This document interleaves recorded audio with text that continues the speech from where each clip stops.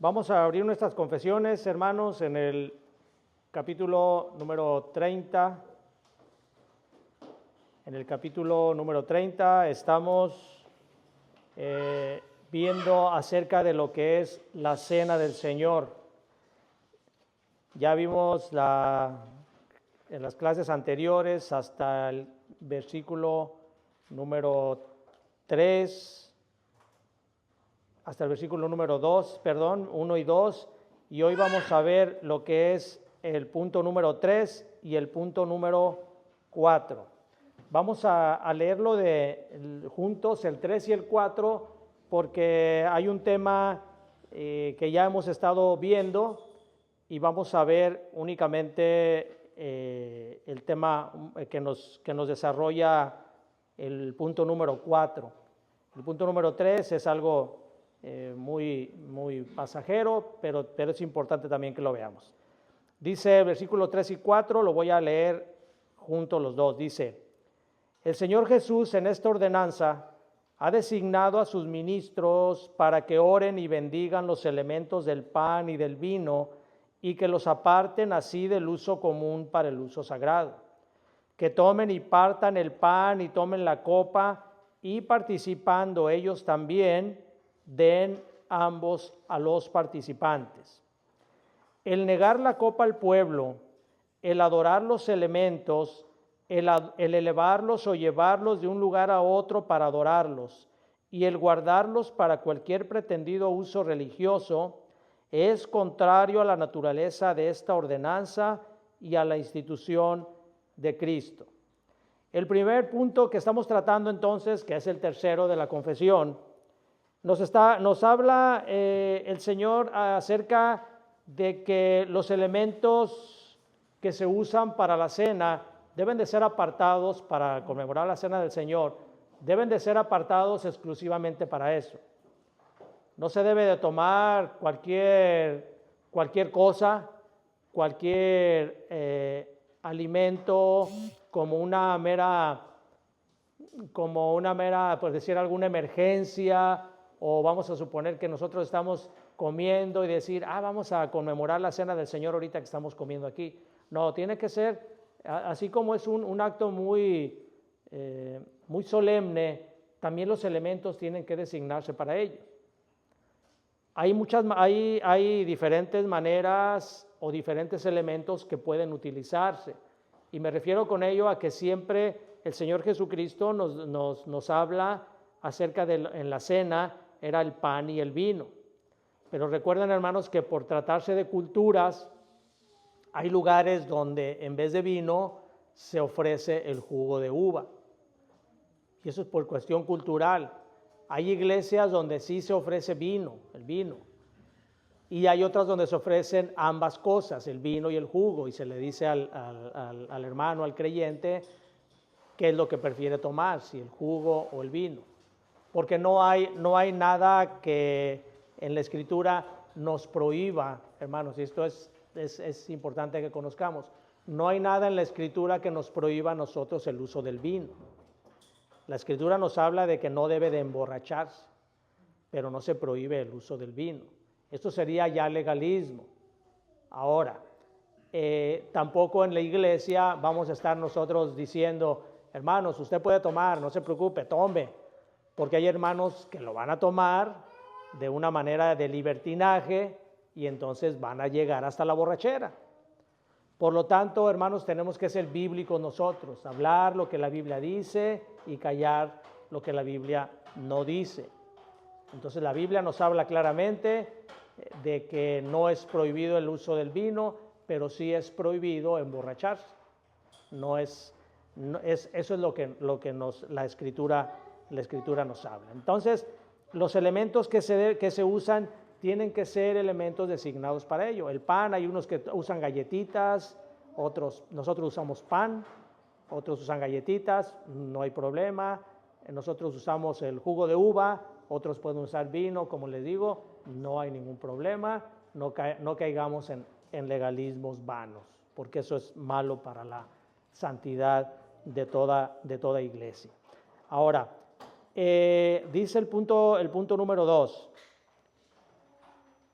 bueno, en el punto número 1 nos habla también de que tanto el ministro como los demás hermanos deben de participar. O sea, el ministro no es únicamente el que da la cena, sino que él también debe de tomar, tal y como nosotros lo hacemos aquí también. Cada uno de nosotros participamos, incluyéndome yo, participamos en el partimiento del pan y en la toma del pan y del jugo en este caso. Dice el punto 4, el negar la copa al pueblo, el adorar los elementos, el elevarlos o llevarlos de un lugar a otro para adorarlos y el guardarlos para cualquier pretendido uso religioso es contrario a la naturaleza y ordenanza y a la institución de Cristo. Y este punto nos lo hacen ver los que redactan la confesión, porque hay quienes adoran los elementos. En la iglesia tradicional, en la iglesia católica, a estos elementos se les adora, se les toma como si fueran algo sagrado. De hecho, más adelante la confesión nos va a hablar acerca de lo llamado la transustanciación. Vamos a verlo cuando corresponda a la siguiente semana, si Dios lo permite. Pero aquí lo que vamos a, para no confundirnos, pero ahorita lo que vamos a ver es que no debe de tomarse esto como algo, los elementos como algo sagrado, porque entonces estamos cayendo en idolatría. Es una idolatría. Todo lo que se adore que no sea Dios es idolatría. Entonces, cuando se toman los elementos de esta manera, ustedes, la mayoría de nosotros venimos de la Iglesia Católica, hemos visto cómo en la misa se toma el elemento, ya sea la copa o la hostia que le llaman, y se les hace ver como algo muy santo. De hecho, en ese momento los congregantes se hincan como una reverencia hacia la santidad de eso. Lo están adorando.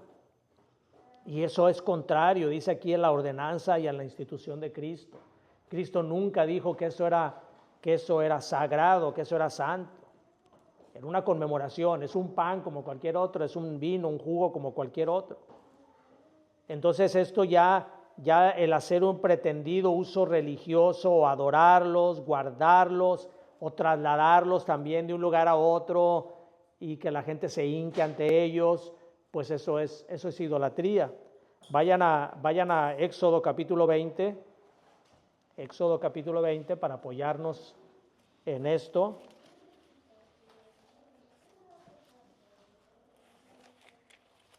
Éxodo capítulo 20, versículos 4 y 5, dice: no te harás imagen ni ninguna semejanza de lo que está arriba en el cielo, ni abajo en la tierra, ni en las aguas debajo de la tierra. No te inclinarás a ella, ni las honrarás, porque yo soy Jehová tu Dios, fuerte, celoso, que visito la maldad de los padres sobre los hijos, hasta la tercera y cuarta generación de los que me aborrecen. Es una idolatría que está sancionada por el segundo mandamiento de los 10 mandamientos, de las leyes morales que Dios nos dejó, leyes eternas en las cuales nosotros no debemos de hacer ídolos de ningún elemento, de ninguna cosa tiene que hacerse la idolatría. Esto hermanos, también estos mandamientos que se han hecho a través de la historia, que no son mandamientos bíblicos, no son mandamientos específicos que Dios nos haya dejado, son lo que el Señor llama doctrinas de hombres. Esas son las verdaderas doctrinas de hombres. Cuando nosotros hablamos, hay muchas iglesias donde ven a la doctrina como si fuera algo malo. La palabra doctrina es enseñanza, simplemente. Así es de que todas las iglesias tienen doctrina. Y yo cuando he platicado así con algunos pastores de otras iglesias y dicen, aquí no tenemos doctrinas, aquí únicamente la Biblia. Pero desconocen que la Biblia son doctrinas, son enseñanzas. Y ellos mismos, cada iglesia tiene sus doctrinas. Desgraciadamente algunas doctrinas sí provienen de doctrinas de hombres, enseñanzas, mandamientos de hombres. Y las iglesias tienen esas, se dejan ir con corrientes. Alguien se le ocurre decir alguna enseñanza antibíblica y nada más porque lo dijo alguien famoso, alguien de renombre, ya lo toman como cierto y van desviando la verdadera doctrina de la Escritura. Y así pasó con la religión tradicional, con la Iglesia Católica. A través de los siglos, ellos han ido metiendo tradiciones de hombres, doctrinas de hombres, muchas, gran cantidad. Simplemente en la celebración de la misa, ellos tienen muchas enseñanzas, muchas doctrinas de hombres.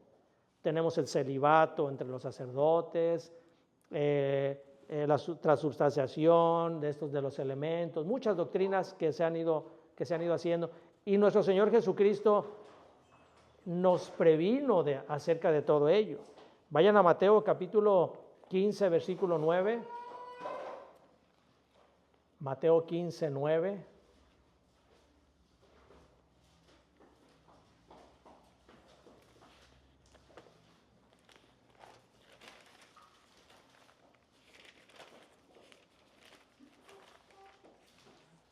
Capítulo 15 y versículo 9 dice, vamos a tomarlo desde el 7. Dice, hipócritas, le está hablando a los fariseos, a los escribas y fariseos. Bien profetizó de vosotros Isaías cuando dijo, este pueblo de labios me honra, mas su corazón está lejos de mí, pues en vano me honran enseñando como doctrinas mandamientos de hombres. El Señor Jesucristo nos hablaba de doctrinas, de enseñanzas, y dice aquí, me adoran falsamente porque su corazón está lejos de mí, porque lo que hacen ustedes es enseñar como doctrinas mandamientos de hombres. Los mandamientos de hombres no tienen ningún valor ante Dios. No se puede, en las iglesias, no se puede inventar mandamientos, inventar instrucciones. Esto lo hemos hablado, hermanos, porque esto nos lleva a un legalismo que no tiene nada que ver con la santidad. El hecho de prohibir tales o cuales cosas que no tengan que ver con lo que la Escritura prohíbe es estar actuando con un legalismo que no causa en los corazones de los congregantes la santidad. Por el contrario, los cargan tanto de legalismo que llega un momento que se dan cuenta o que se cansan del legalismo y se rebelan. El Señor Jesucristo hablaba también de eso a los escribas y fariseos. Les dicen, ustedes ponen carga a los demás, dice, y ustedes no pueden cargar llevar ni siquiera un mosquito, porque los fariseos así eran. Ellos les ponían cargas al pueblo, pero ellos no eran capaces de llevarlas. Eso se da entonces, hermanos, eso se da mucho a llevar a las personas en ciertos casos hasta renegar de la iglesia, porque son mandamientos de hombres que no traen la santidad de las personas. Debemos nosotros predicar la santidad en la iglesia, pero en base a la Escritura, en base a lo que determina la palabra de Dios. Llevar al conocimiento de los hombres y de las mujeres los mandamientos que realmente determina la palabra de Dios para que obre. La palabra de Dios es la única que es viva y eficaz, es la única que entra en el corazón, no los mandamientos ni las cosas de hombres. Muy bien, entonces, hermanos, estos puntos son los que nos enseña aquí la confesión que vemos por medio de las Escrituras.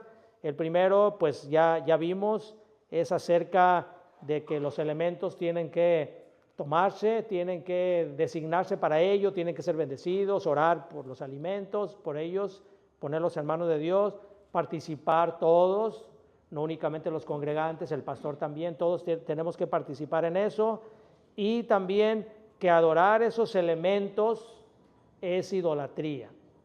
No debe de adorarse los elementos de la cena por ningún pretexto.